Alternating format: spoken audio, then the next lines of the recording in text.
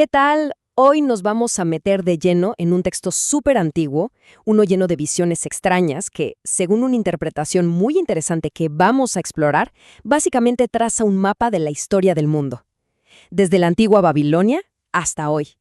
Es un viaje increíble a través de la profecía y la historia. Todo arranca con una visión. Daniel ve salir del mar una criatura que es como un león, pero que tiene alas de águila. Imagínense esa escena por un segundo. La fuerza y la velocidad, todo en una misma bestia. Y luego aparece una segunda bestia, totalmente distinta. Es un oso que se apoya más de un lado que del otro, y tiene algo muy, pero muy específico en la boca: 3 costillas. Un detalle bastante crudo, ¿no? Y que claramente significa algo.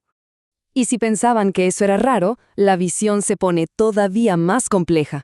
La tercera bestia es un leopardo, que ya de por sí es un símbolo de agilidad, pero este tiene 4 alas y, todavía más extraño, 4 cabezas. Un ser rapidísimo y con un poder múltiple. Y por último, emerge la cuarta bestia, y esta no se parece a nada que conozcamos. La describen como espantosa, terrible, con unos dientes gigantes de hierro para devorar y triturar todo, y encima con 10 cuernos en la cabeza. Ok, vamos a analizar esto. Tenemos un león, un oso, un leopardo y un monstruo que ni siquiera tiene nombre. ¿Son solo las pesadillas de un profeta? ¿O será que, como sugiere el material de estudio, son en realidad un código para descifrar el ascenso y la caída de los grandes imperios? Bueno, ahora sí entramos en la parte de la decodificación. El enfoque que vamos a analizar hoy propone que estas 4 bestias no son para nada aleatorias, sino que representan una secuencia de 4 grandes imperios que iban a dominar la historia. Y aquí está lo más interesante. Fíjense cómo cada detalle simbólico parece tener una contraparte histórica. El león con alas es Babilonia, el oso es el imperio medo-persa, y esas 3 costillas en su boca serían los 3 reinos clave que conquistó. Y el leopardo con sus 4 cabezas apunta directamente al imperio griego y a cómo se dividió entre los 4 generales de Alejandro Magno cuando él murió.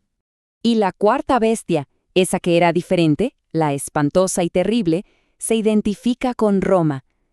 Su fuerza de hierro y su forma de ser tan distinta a los reinos anteriores encaja, según este análisis, con el poder y la estructura del Imperio Romano, que básicamente aplastó a todos sus predecesores. Pero la cosa no termina ahí. De hecho, aquí es donde se pone todavía más intrigante. De entre los 10 cuernos de esa cuarta bestia, o sea, de Roma, surge uno más, uno chiquito, pero que crece y crece hasta volverse el más dominante. Este cuerno pequeño representa un tipo de poder completamente nuevo. Entonces, la interpretación es que esos 10 cuernos son las tribus, los reinos que se establecieron en lo que era el Imperio Romano de Occidente después de su caída.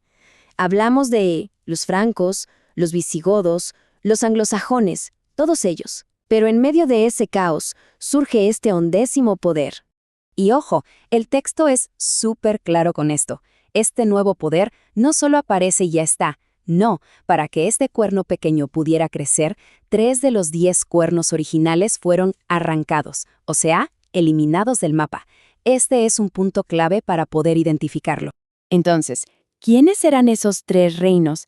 La fuente los identifica como los cérulos, los vándalos y los ostrogodos. ¿Y qué tenían en común? Pues resulta que sostenían una creencia llamada arrianismo, que básicamente negaba la divinidad de Cristo. Según esta interpretación, fue justo este conflicto de ideas lo que provocó que fueran destruidos por el poder que estaban haciendo. A ver, para identificar a este cuerno pequeño, el estudio nos da como una lista de características. Primero, diría blasfemias, como atribuirse el poder de perdonar pecados. Segundo, perseguiría a los creyentes. Tercero, intentaría cambiar la ley de Dios, en concreto los 10 mandamientos.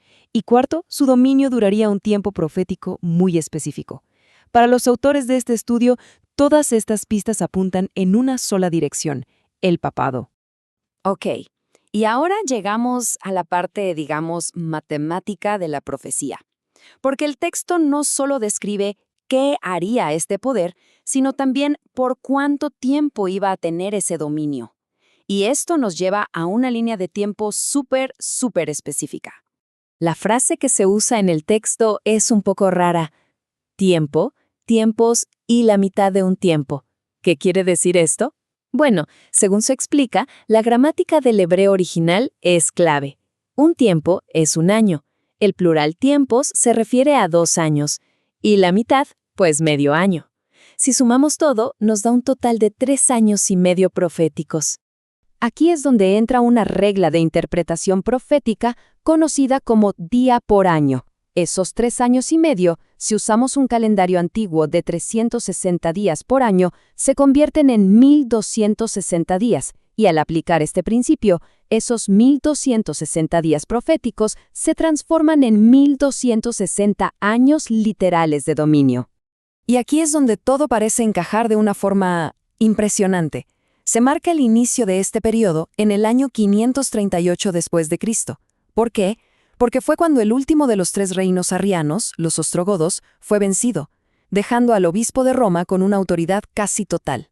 Y si contamos 1260 años desde esa fecha, llegamos exactamente a 1798, el año en que el ejército de Napoleón entró en Roma y se llevó prisionero al Papa, quitándole todo su poder político. Pero esperen, porque la profecía no termina ahí. Después de contarnos todo el ascenso y el dominio de este poder, la visión cierra con su juicio y con el establecimiento de un reino final, uno que será eterno. El punto clave es este. La profecía dice que después de 1798, el dominio de este poder le sería quitado. Ojo, no que sería destruido de la noche a la mañana, sino que empezaría un proceso de juicio, de pérdida de autoridad, que terminaría en su destrucción final.